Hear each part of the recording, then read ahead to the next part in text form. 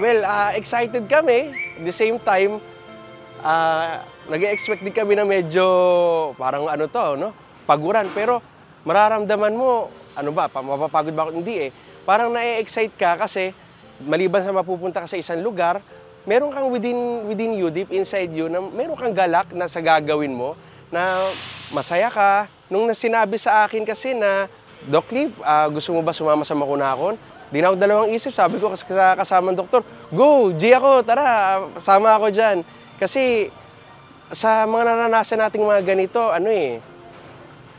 ang saya nung tulong-tulong kayo ng mga kasama mong kapatid, mga doktor, kahit hindi mga doktor, mga staff, mga kasama mo, tulong-tulong kayo sa ginagawa nyo, merong pagkakaisa na masaya siya sa pakiramdam, na nasasabihin mo after mo matapos ito, gusto mo ulit. So yun yung hinihintay namin. Kaya kapag may mga ganitong klaseng mga gawain, nalaman namin, G agad kami, go agad kami. Dito na po tayo ngayon sa Kawayan from Manila, from Pampanga. Bumiyahe po tayo, 9 na oras po tayong bumiyahe. Dito na po tayo nagpalipas ng gabi sa Kawayan dahil yung area po na papuntang Makunakon, since yung po ay pabundok, hindi daw po ideal yon na biyahihin ng madilim since wala nga pong ibang mga travel doon ng gabi. So ngayon po, alas 4 na madaling araw po, gumising po ang MCJ Riders. Sasamahan po natin si Kuya sa pagbiyahe niya po para madalaw po ang mga kapatid natin sa Makunakon. At ngayon po nagkakaroon na po tayo ng briefing para po sa lahat na sasama para mas maging maayos po yung ating travel at may mga setup po tayong ginagawa para po mas maging mag-alalayan sa pagbiyahe ang lahat ng mga kasama papunta po ng Makunakon. Kasama po ang ating kuya. Yan, samahan niyo po kami sa pagpunta sa Makunakon.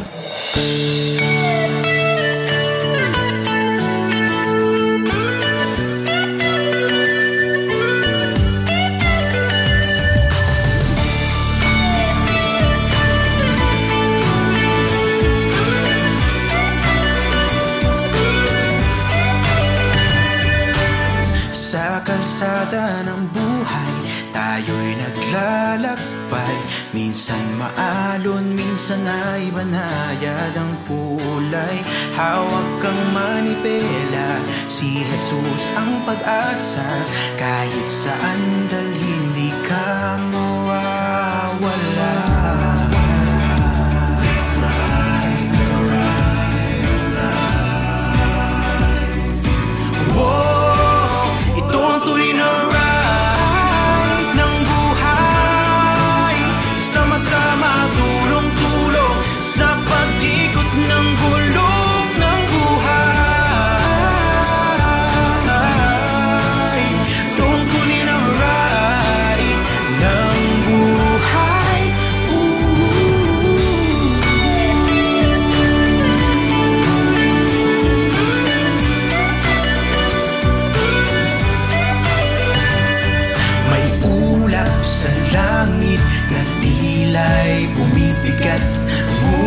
Sa tuloy, liwanag ang katapat. Sa tulong ng Ama't ni Jesus naliyag, we will survive the ride of life. Let's ride the ride of life. Huwag matalo sa ride.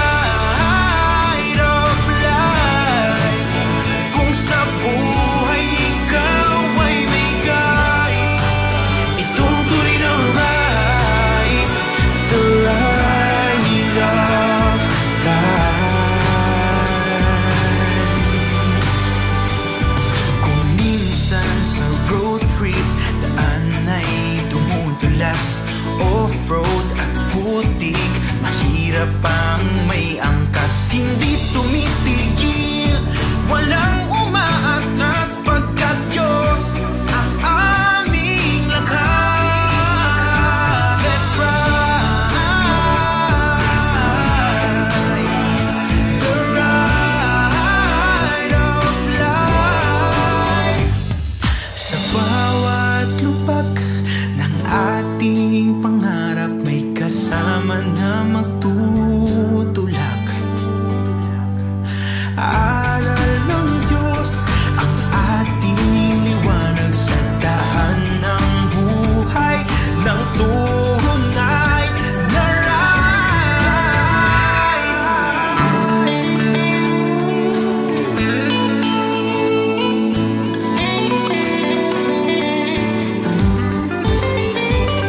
Mayroon po pumasyal sa akin na mga taga dito sa inyo. May kasamang maliit na bata. Tapos tinanong ko, taga saan po kayo? Sabi sa akin, taga Makunakon. Sabi ko, matagal ko na pong gusto makapunta sa inyo kasi nga gusto kong sa tulong ng Diyos, kung ano man yung pwedeng maipagsilbi doon, makagawa tayo doon ng ano.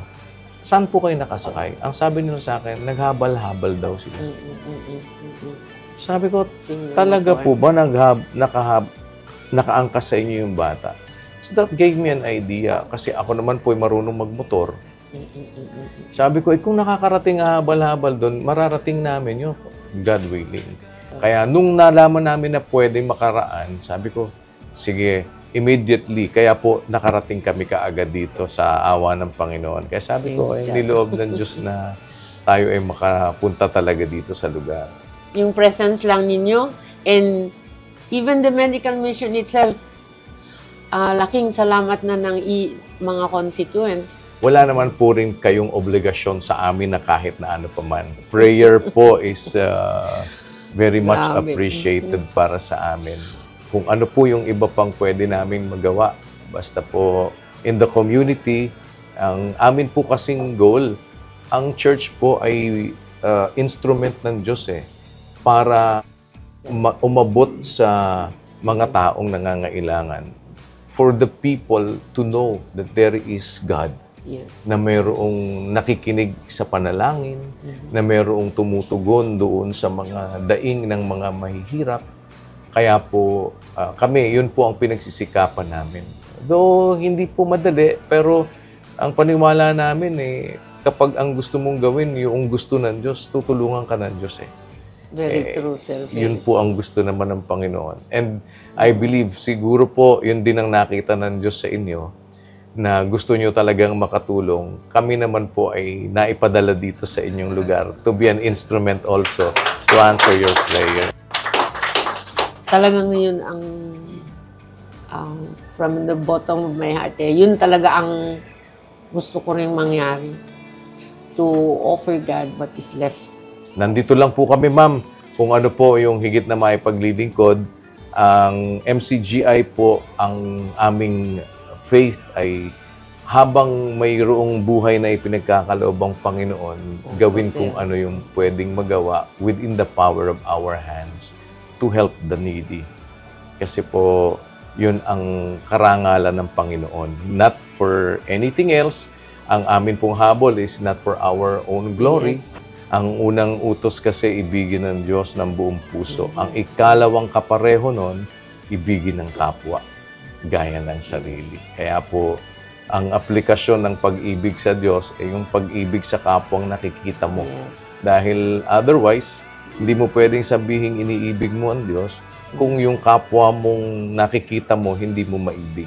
Ang pag-ibig naman po ay hindi sinasabi lang, kundi isinasagawa at isinasakat buhayan. Kaya po, salamat for letting us practice our faith in your town. Salamat po again, And Mayor. thank you din that you have chosen Makunakon.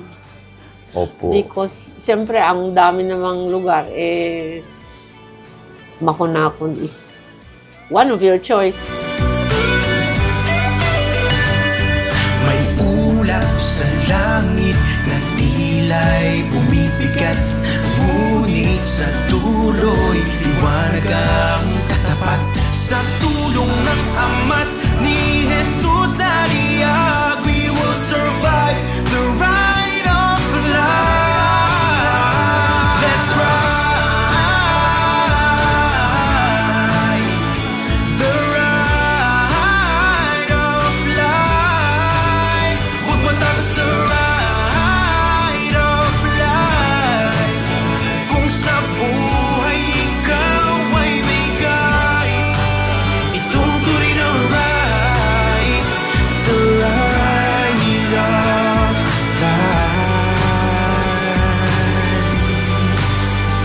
At masayang-masaya po ang buong Makunakon, lalo na po yung napaglingkuran ng MCGI sa araw na ito. Kasi dito po sa amin, ang hirap na malayo po kami sa kabihasnan, malayo ang transportation, napakahirap.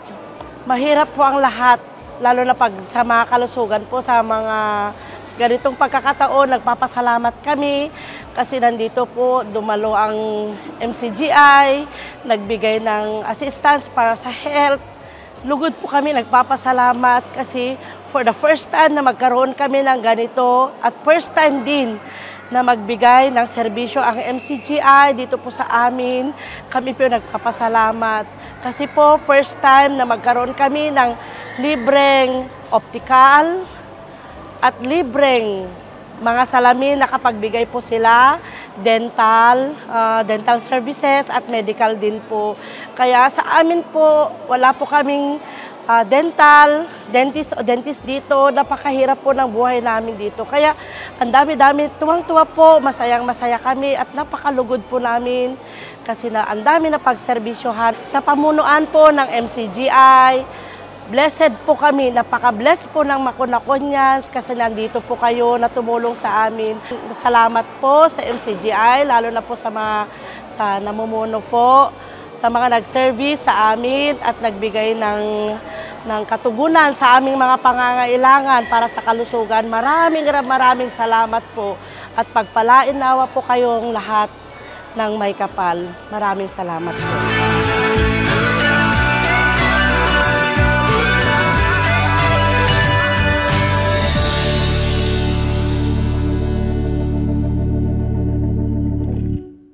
So I really congratulate yung mga doctors sa team niyo because they have that heart.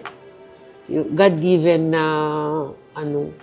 faith and kasi yung service namin hindi sa pilitan kasi kung sa pilitan you will not really cure the patient unless na you have that heart na talagang mapapagaling mo.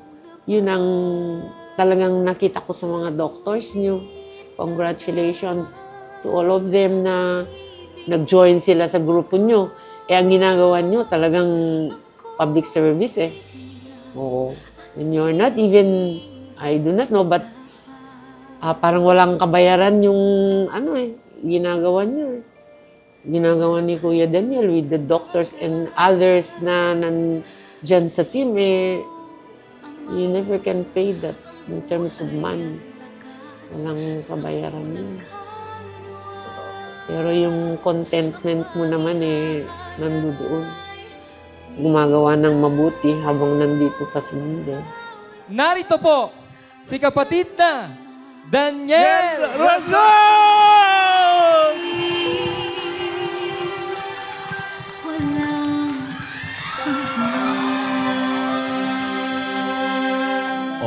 Etong bata na ito. Ano nga pangalan mo, anak? Kaya po. Ayan. Ito po ang isa sa mga naging instrumento para kami makarating dito sa inyo kaagad. Alam niyo po ang sentido ng pagkakapatiran, mga kapatid. Kagaya ng lagi nating ipinapaalaala, yung nasa 5 po ng Galacia at 13, na sa pamamagitan ng pag-ibig, maglingkuran kayo. At yung nasa 6:2 ng Galacia na magtulong-tulong kayo sa pagdadala ng pasanin ng isa't isa, sa gayon nyo matutupad ang kautusan ni Kristo. Lahat ng bagay ay sa iyo, Ama, ang buhay at lakas, sampu ng kaluluwa, ang maiaalay, tuwi na awinan, pagsalamat, pagpupuring, walang hanggan.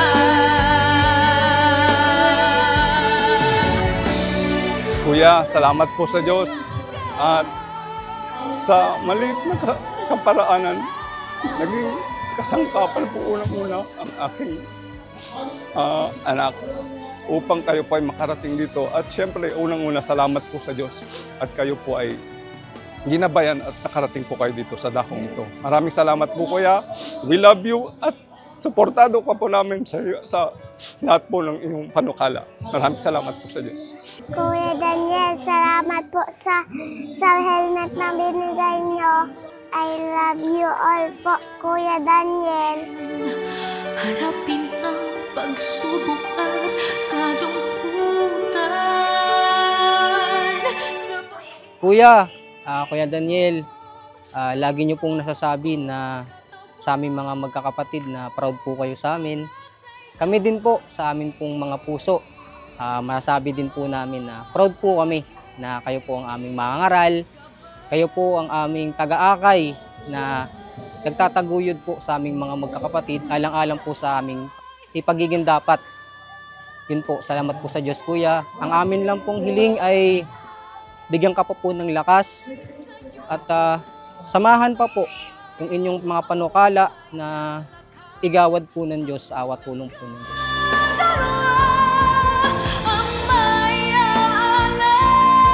Siyempre, masayang-masaya po dahil 18 years na naanib po kami.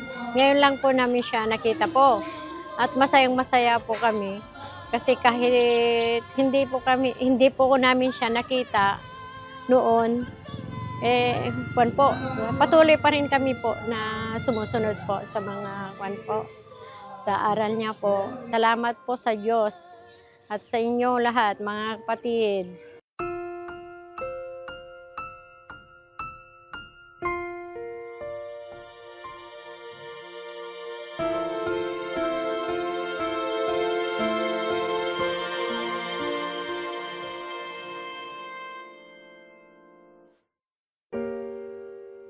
Very proud po ako na bahagi po ako ng MCGI. Masasabi ko po isang kapatid ng pagkaganda-ganda talaga dahil alam mo yun, saan ka nakakita ng mga ngaral mo na talagang pinupuntahan yung mga napakalayang lugar, dinadalaw yung mga kapatid niya. Talagang proud na proud ako, bahagi ako ng ganitong klase ng samahan. Proud ako na ako yung MCGI.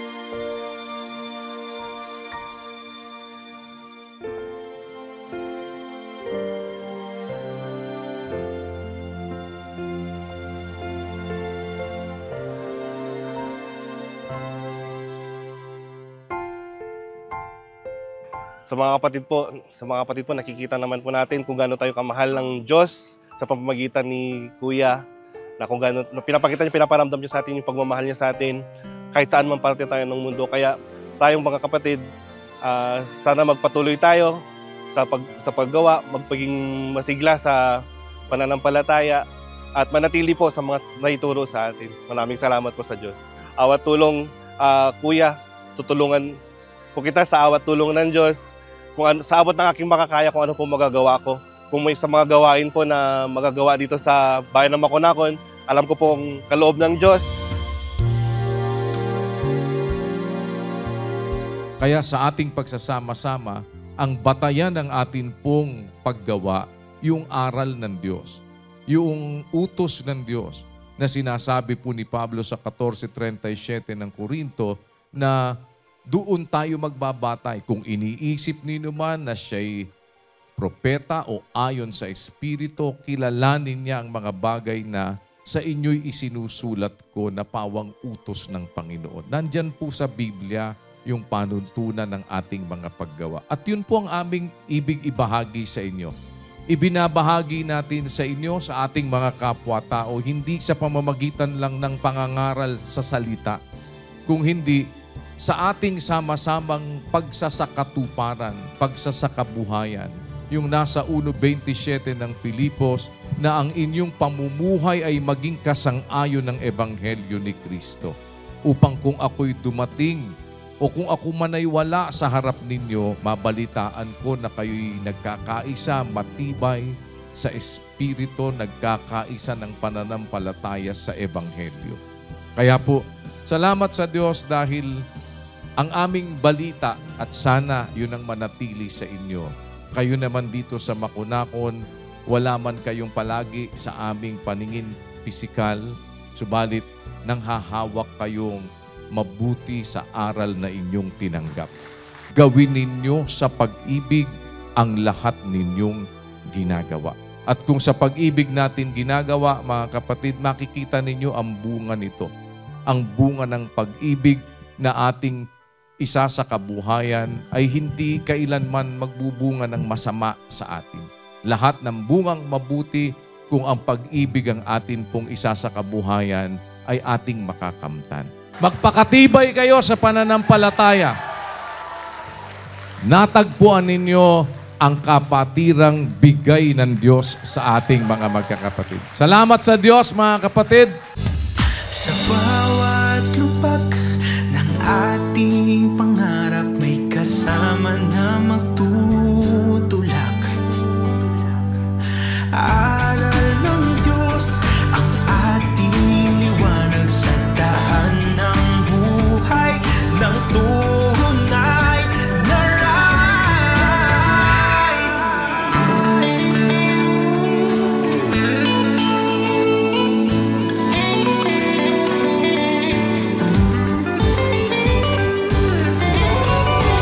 Ito ang tunay na right ng buhay. Sama-sama tulong-tulong sa pag-ikot ng gulong ng buhay.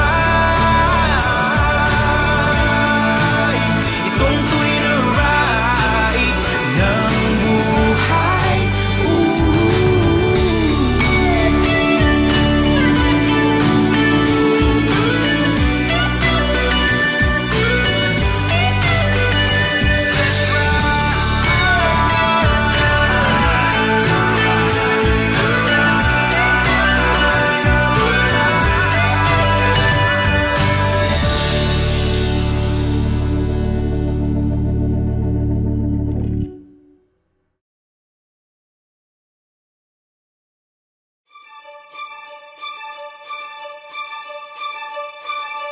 Thank you.